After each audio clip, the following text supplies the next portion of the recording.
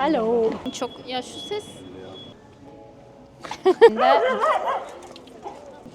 Herkese merhaba, bugün Dresden'deyiz. Almanya'nın en güzel şehirlerinden bir tanesi bizimle keşfetmek için videonun kalanını izlemeyi, beğenip abone olmayı unutmayın lütfen.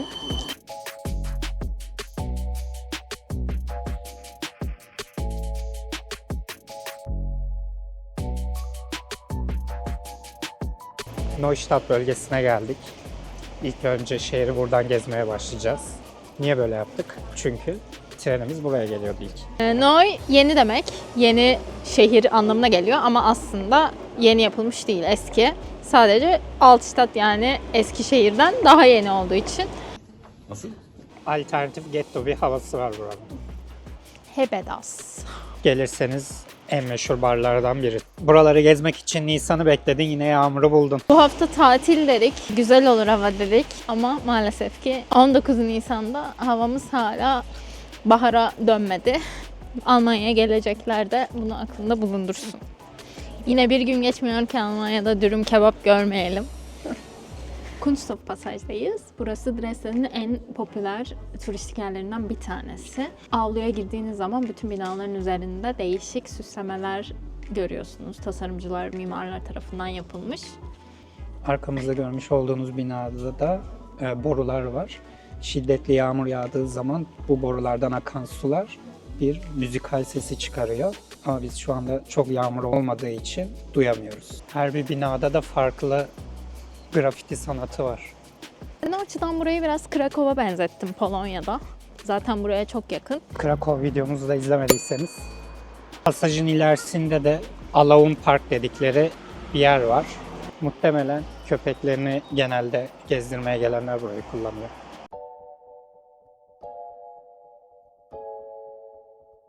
Tarihi süt dükkanından şimdi çıktık.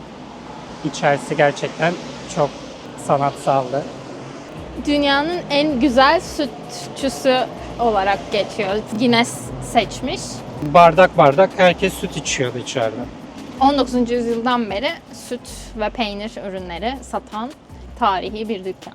Biraz turistik olmuş, çok kalabalıktı. Bayağı önüne tur otobüsleri duruyor. Ama yine de Dresden'de görmeniz gereken noktalardan bir tanesi.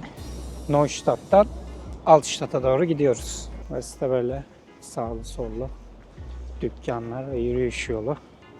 Dresden'in sevdiğim noktalarından birisi. 1910 yılından kalan bir kafe. Çok tarihi bir şehir.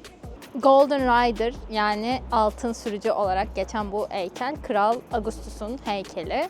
Savaşta hiç zarar görmemiş, gördüğünüz üzere sapasağlam duruyor. Bunun sebebi savaşta iyi bir yere saklanmış ve daha sonra yerine geri konulmuş. Ayrıca Kral Augustus'un yüzü Polonya'ya doğru bakıyormuş. Çünkü Polonya'yı çok seviyormuş ve orayı hep fethetmek istiyormuş. Tabii ki fethedememiş. Yön olarak da Polonya'ya doğru baktığını söyleyebiliriz. Heykelin de arkasından yürüyünce Altstadt'a doğru Augustus Köprüsü var.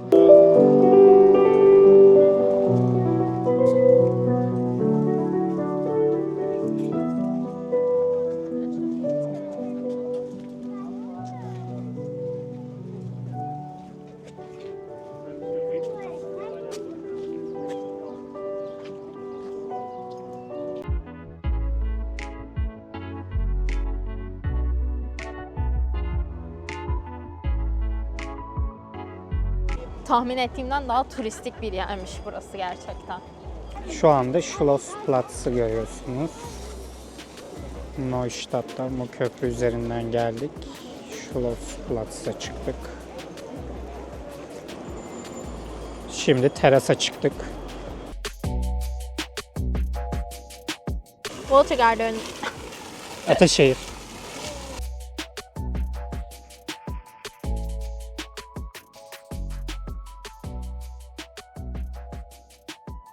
Dresden'e çok gelmek istiyordum. Evet, Beklentini karşıladı mı? karşıladı. Mimari olarak yani görsel şeylerden hoşlanıyorsanız mutlaka gelmeniz gerekir. Şu anda Avrupa'nın balkonu lakaplı Bruce terastayız. Biraz önceki yerden 5 dakika yürüdüğünüzde ulaşabilirsiniz. Güzel bir manzarası var, nehir manzarası var. Bu yüzden burayı balkon olarak adlandırıyorlar. İsmi de döneminde bakan olan Heinrich von Brühl'den geliyor. Hemen bu Avrupa'nın balkonu dediğimiz yerden 2 adım şehre doğru yürüdüğünüzde bu merdivenleri ve fotoğraf çekilme noktasını göreceksiniz. Güzel bir arka planla fotoğrafınızı çektirebilirsiniz.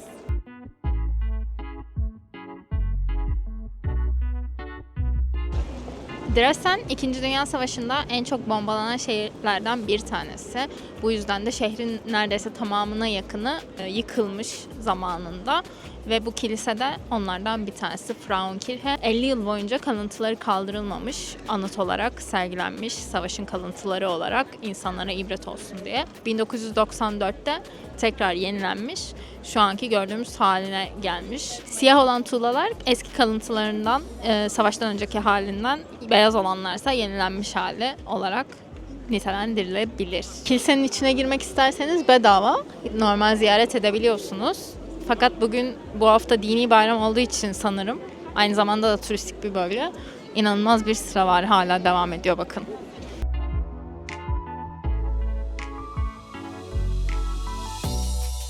Savaştan sonra 50 yıl bu kilisenin kalıntılarını sergiledikleri zamanlarda bayağı ot falan bürümüş tabii ki. Koyunlar otlamaya falan geliyormuş bu dönemde. Bunların fotoğraflarını da buralara koyarız. Gerçekten çok tarihi ve önemli bir şehir.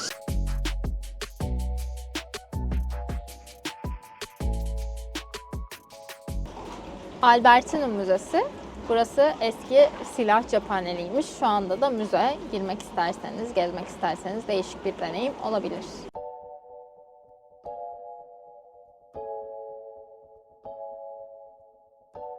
Saksonya Krallığı'nın kronolojik tarihini anlatan bir duvar sanatı.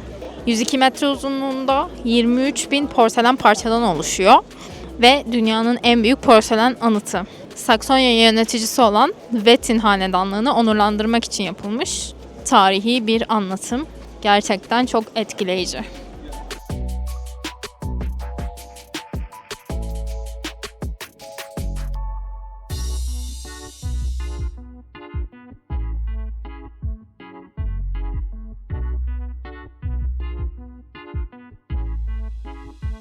Game of Thrones'ta var sahne meşhur, hani atlarla koşup kılıçları birbirine geçirdikleri, ismi aklımıza gelmedi. O meydan burası. Herhalde şu yukarıdaki pencerelerden de kral falan izliyordu.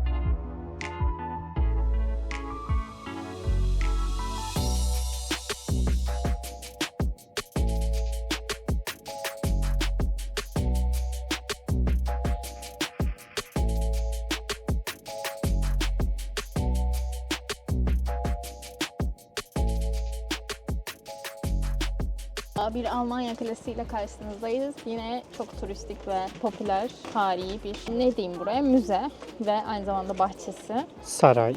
Ama 3 yıldır tadilatta ve hala tadilatta. O sebeple Orta bahçeye inemiyoruz. Kötü bir görsel var. İleri tarihlerde izliyorsanız bu videoyu mutlaka buraya gelmeniz gerekli. Üzerinde tam tur atabileceğiniz böyle bir teras yapmışlar ve bedava girebiliyorsunuz. İçeri girmek tabii ki paralı, biletli. O kısım çok hoştu. Orada bir yürüyüş tavsiyemizdir.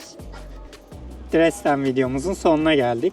Buraya kadar izleyip beğendiyseniz beğeni tuşuna basmayı lütfen unutmayın. Abone olursanız da seviniriz. Bir sonraki videoda daha kuzeye gidiyoruz. Tahminlerinizi yorumlara bırakın.